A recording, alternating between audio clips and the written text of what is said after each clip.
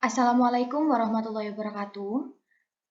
Selamat malam teman-teman semua beserta Bapak Agung selaku dosen mata kuliah kewirausahaan. Di sini kami dari kelompok 7 akan mempresentasikan hasil kelompok kami yaitu profil wirausaha. Adapun anggota kelompok kami yang pertama Anis Fitrianingsi dengan NIM 031, Dewanda Tri Puspita dengan NIM 032, Fahima Risma dengan NIM 033, Nur Aini dengan NIM 034 dan Nuzadi Fahira dengan NIM 035. Selanjutnya, baik, yang pertama Women Entrepreneur akan dijelaskan oleh Dewanda. Kepada Dewanda disilahkan. Baik, terima kasih kepada moderator. Yang pertama, profil Women Entrepreneur. Ada nama yaitu Dini Afriani, jenis kelamin perempuan, pekerjaan ibu rumah tangga, dan Women Entrepreneur, asal daerah di Surabaya. Dini Afriani merupakan seorang ibu rumah tangga dan woman entrepreneur yang memiliki berbagai usaha di bidang bisnis. Salah satunya adalah retail busana atau butik.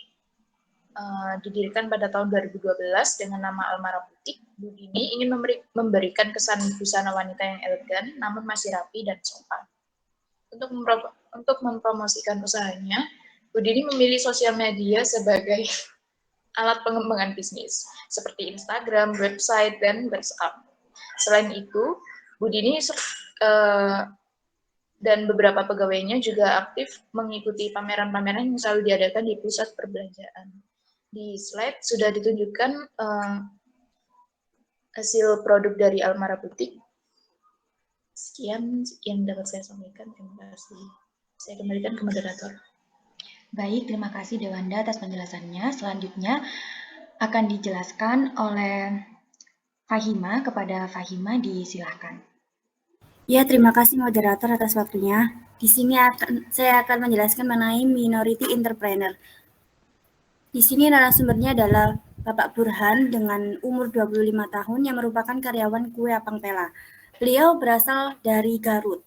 Kue Apang Pela adalah makanan khas suku Bugis yang terbuat dari gula aren yang selaras bagaimana setiap daerah memiliki ciri khasnya masing-masing, terlebih dalam hal makanan. Mas Burhan ini adalah seorang penjual apang pela yang berasal dari kota Garut. Mas Burhan hanyalah karyawan yang dipekerjakan oleh seseorang yang menikah dengan orang asal Makassar yang merupakan di mana kue apang pela di situ merupakan ciri khasnya. Kue apang pela masih dikit dijual di Surabaya. Saya menemukannya di sekitar rumah saya. Itu masih ada dua penjualan. Kue apang pela ini masih belum begitu laris di Surabaya atau di Sidoarjo di mana tempat kami tinggal. Karena apang pela itu sama seperti kue apem kalau di sini. Cuman bedanya kalau kue apang pela itu lebih manis dan lebih lembut. Lalu terbuat dari aren dikombinasikan dengan parutan kelapa yang asin sehingga rasanya jadi pas. Seperti itu saya kembalikan kepada moderator. Baik, terima kasih Fahima atas penjelasannya. Selanjutnya akan dijelaskan oleh Nur Aini. Kepada Nur Aini disilahkan. Baik, terima kasih atas waktunya. Di sini saya akan menjelaskan tentang imigran entrepreneur. Di sini untuk narasumbernya adalah Muhammad Mustafa Amir yang berumur 32 tahun. Dia merupakan CEO dari Kebab Istanbul yang berasal dari Turki. Jadi Muhammad Mustafa Amir merupakan salah satu imigran entrepreneur yang sukses mengembangkan skill kewirausahaan di bidang kuliner. Mustafa juga merupakan imigran yang berasal dari Turki. Jadi kebab buatannya awalnya dilakukan 5 tahun ke belakang dan sudah berkembang hingga saat ini dan memiliki cabang di beberapa wilayah di Indonesia. Mustafa Amir ini merupakan salah satu imigran asli dari Turki. Maka dari itu dia menciptakan kuliner kebab Istanbul yang rempah-rempahnya berasal asli dari rempah-rempah Turki. Jadi itu yang membedakan dari kebab-kebab lainnya. Sekian dari saya kembalikan ke moderator. Baik, terima kasih kepada Nur Aini atas penjelasannya. Selanjutnya akan dijelaskan kembali oleh Fahima. Kepada Fahima disilahkan. Terima kasih moderator atas waktunya. Di sini saya akan menjelaskan mengenai part-time entrepreneur, di mana sumber dari part-time entrepreneur adalah anggota kami sendiri, yaitu Nuraini Kristianingsih. Beliau adalah mahasiswa yang berasal dari Kota Tulungagung dengan usia 20 tahun. Nuraini adalah seorang mahasiswa yang memiliki sebuah usaha sampingan selain kuliah. Usahanya yaitu handmade craft berupa gelang yang dipasarkan melalui Instagram. Di sini Choice Bracelet. Ini contoh gambarnya. Selain memiliki usaha, sebenarnya Nuraini juga bekerja sampingan seperti menjaga outlet bakaran yang merupakan milik dari kakak tingkat, seperti itu. Namun usahanya yang berbentuk barang yang diperjualkan sendiri adalah gelang ini. Terima kasih, saya kembalikan kepada moderator. Baik, terima kasih kepada Fahima atas penjelasannya. Selanjutnya akan dijelaskan oleh Anis. Kepada Anis, disilahkan.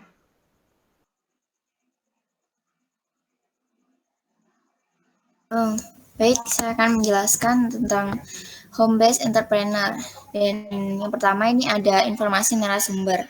Nama, Ibu Sulastri Dwiningsih, usia 43 tahun, jenis kelamin perempuan, pekerjaannya sebagai ibu rumah tangga dan juga menjalankan usaha pabrik tahu.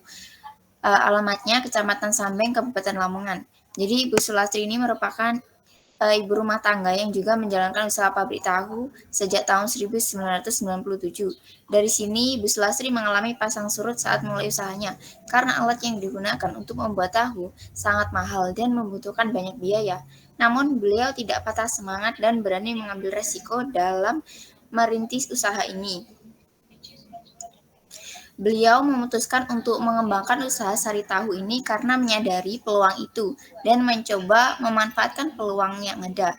Dalam hal ini, saat merintis usaha, beliau belum menemukan pesaing dan menyadari bahwa produk tahu ini pasti akan menjadi salah satu kegemaran masyarakat karena harganya yang terjangkau dan juga bergizi.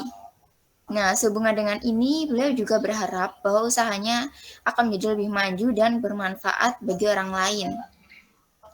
Nah, kemudian juga beliau memberikan tips untuk menjadi seorang wirausahawan. Menurut beliau, seorang wirausahawan itu harus memiliki sikap yang ulet, telaten, sabar dalam menghadapi pasang surutnya pemasaran, serta memiliki perhitungan kalkulator yang tepat. Jadi, seorang wirausahawan itu harus konsisten dengan tujuan yang dimiliki dan mampu bertahan di tengah permasalahan saat berbisnis akan mampu menciptakan mental dan kuat. Itu saja. Terima kasih. Saya kembalikan ke moderator. Baik, terima kasih Anis atas penjelasannya. Selanjutnya akan dijelaskan oleh saya sendiri, yaitu Family Owned Business. Di sini saya memilih Ciputra Group.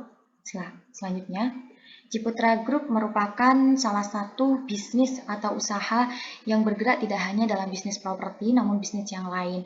Misal Ciputra School, Ciputra Golf, dan lain sebagainya, yang merupakan bagian dari kepemilikan Ciputra Group. Dikutip dalam Tribun News bahwasanya tepat pada 22 Oktober 1981, Dr. Insinyur Ciputra beserta keluarganya mendirikan Ciputra Group ini.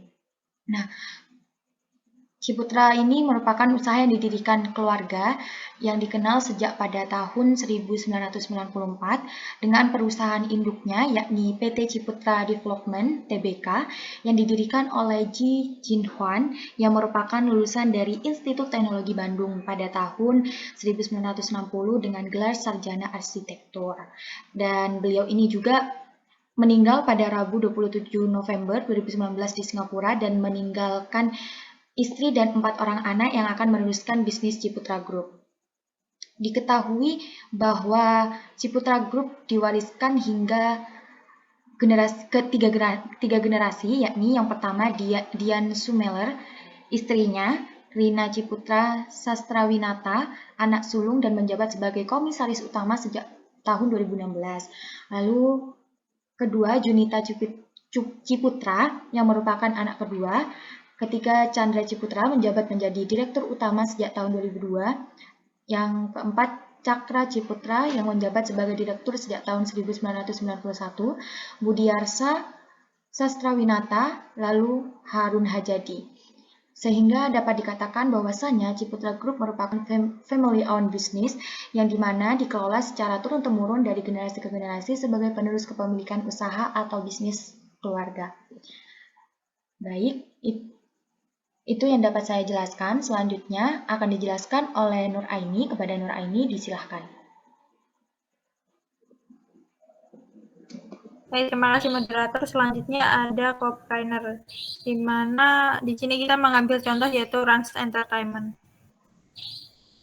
Rans Entertainment adalah sebuah badan usaha hiburan, saluran YouTube, dan juga rumah produksi yang dibentuk oleh pasangan Raffi Ahmad dan Nagita Slavina. Rans Entertainment didirikan pada tanggal 27 Desember 2015. Pada 26 Oktober 2021, Rans mengumumkan kemitraan mereka dengan grup MTech. Rans juga mengumumkan bahwa Kaisang Pangarep telah ditunjuk sebagai komisaris perusahaan mereka. Rans Entertainment sudah mencapai keuntungan dan berencana melakukan penawaran untuk perdana. CEO-nya yaitu Raffi mengklaim bahwa Rans Entertainment sudah tidak hanya mengandalkan saluran YouTube, melainkan telah memiliki lini bisnis lain seperti pengelola lapangan olahraga di Pantai Indah Kapuk, pengamat ekonomi dari Institute of Development of Economic and Finance.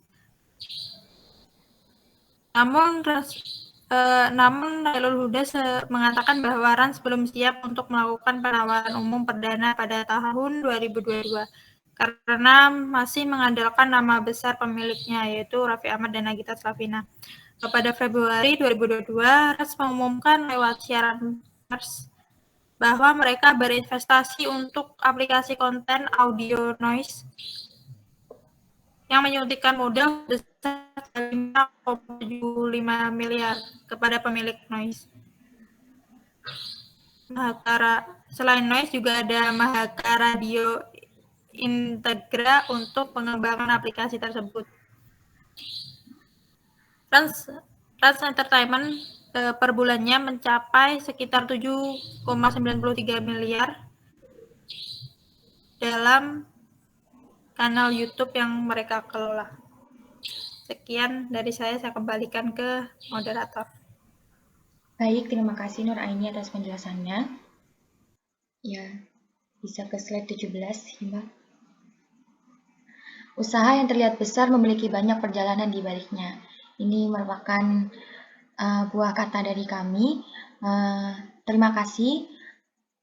Semoga tugas yang kami buat dapat bermanfaat bagi khalayak umum dan semoga kita yang bertugas mencari materi-materi ini dapat mendapatkan manfaat yang luar biasa dan pemahaman yang lebih mengenai wirausaha.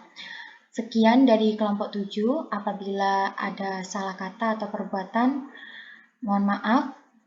Terima kasih. Wassalamualaikum warahmatullahi wabarakatuh. Terima kasih. Waalaikumsalam.